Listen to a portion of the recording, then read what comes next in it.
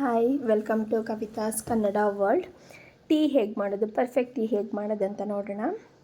ಒಂದು stove on ಮಾಡಿ ಪಾತ್ರೆ ಬಿಸಿಗಿಟ್ಟು ನೀರು ಹಾಕಿ 2 ಗ್ಲಾಸ್ ಟೀಗೆ 1-1.5 ಗ್ಲಾಸಷ್ಟು ನೀರು ಹಾಕ್ಕೊಳ್ಳಿ. ಯಾಕಂದರೆ ಟೀ ಸೊಪ್ಪು ಚೆನ್ನಾಗಿ ಬೇಯಿಸ್ಕೊಬೇಕು. ಇದು ಟೀ ಪುಡಿ ಓಕೆ. ಎಷ್ಟು ಮರಳಾಗಿದೆ ನೋಡಿ, ಆ ಥರ ಇದ್ದರೆ ತುಂಬ ಚೆನ್ನಾಗಾಗತ್ತೆ. ಸೊ ನೀರು ಬಿಸಿ ಆದಮೇಲೆ 2 ಗ್ಲಾಸ್ ಟೀಗೆ 2 ಸ್ಪೂನ್ ಟೀ ಪುಡಿ ಅಂತೂ ಬೇಕಾಗತ್ತೆ. 2 ಕಾಲೇ ಬೇಕಾಗತ್ತೆ. ಸೊ 2 ಸ್ಪೂನಷ್ಟು ಟೀ ಪುಡಿ ಹಾಕಿ ಚೆನ್ನಾಗಿ ಕುದಿಸ್ಕೊಳ್ಳಿ. 1.5 ಗ್ಲಾಸಷ್ಟು ನೀರು ಹಾಕಿದರೆ 1 ಗ್ಲಾಸ್ ಆಗೋವರೆಗೂ ಚೆನ್ನಾಗಿ ಕುದಿಸ್ಕೊಬೇಕು. ಅದು ಬಣ್ಣ ಬಿಡಬೇಕು, ಓಕೆನಾ. ಅಲ್ಲಿವರೆಗೂ ಚೆನ್ನಾಗಿ ಕುದಿಸ್ಕೊಂಡು ಕುದಿಯೋ ಟೈಮಲ್ಲಿ ಸ್ವಲ್ಪ ಶುಂಠಿ ಮತ್ತು 1 ಏಲಕ್ಕಿ ಬೇಕಿದ್ದರೆ ಕುಟ್ಟು ಹಾಕ್ಕೊಳ್ಳಿ. ಇಲ್ಲ ಅದೇನೇ ಮಸಾಲ ಟೀ ಅಂದರೆ ಏನೂ ಅವಶ್ಯಕತೆ ಇಲ್ಲ, ಜಸ್ಟ್ ಟೀ ಪುಡಿ ಹಾಕ್ಕೊಳ್ಳಿ. ನಂದಿದು ಏಲಕ್ಕಿ ಫ್ಲೇವರ್, ಅದಕ್ಕೆ ನಾನು ಬರೀ ಶುಂಠಿ ಹಾಕ್ಕೊಂಡಿದ್ದೀನಿ.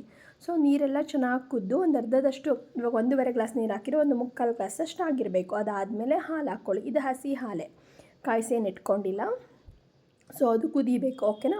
ಈ ಟೈಮಲ್ಲಿ ಬೇಕಿದ್ದರೆ ನೋಡ್ಕೊಳ್ಳಿ, ಇವಾಗಲೇ ಪುಡಿ ಹಾಕೋಕೆ ಹೋಗಬೇಡಿ. ಕಲರ್ ಬರಲಿಲ್ಲ, ಇನ್ನೊಂದು ಸ್ವಲ್ಪ ಕಲರ್ ಬೇಕಾಗತ್ತೆ ಅಂದರೆ ಸ್ವಲ್ಪ ಬಿಸಿ ಆದಮೇಲೆ ಹಾಲೆಲ್ಲ ಒಂದು ಅರ್ಧ ಟೀ ಸ್ಪೂನಷ್ಟು ಟೀ ಪುಡಿ ಹಾಕ್ಕೊಳ್ಳಿ.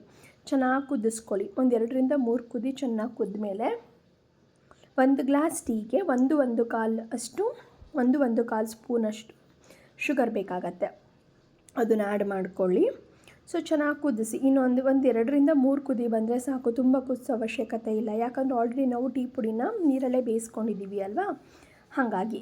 ಇಲ್ಲ ನಮಗೆ ಸ್ವಲ್ಪ ಗಟ್ಟಿ ಟೀ ಬೇಕು ಅಂತ ಅಂದಾಗ ಸ್ವಲ್ಪ ಟೀ ಪುಡಿ ಜಾಸ್ತಿನೇ ತೊಗೊಳುತ್ತೆ. ಅದಕ್ಕೆ ಇಷ್ಟೇ ಬೇಕು ಅಂತ ಹೇಳೋಕ್ಕಾಗಲ್ಲ. ಸೊ 1 ಗ್ಲಾಸಿಗೆ 1 ಟೀ ಸ್ಪೂನ್ ಲೆಕ್ಕದಲ್ಲಿ ಹಾಕ್ಕೊಂಡು ಮಾಡ್ಕೊಳ್ಳಿ.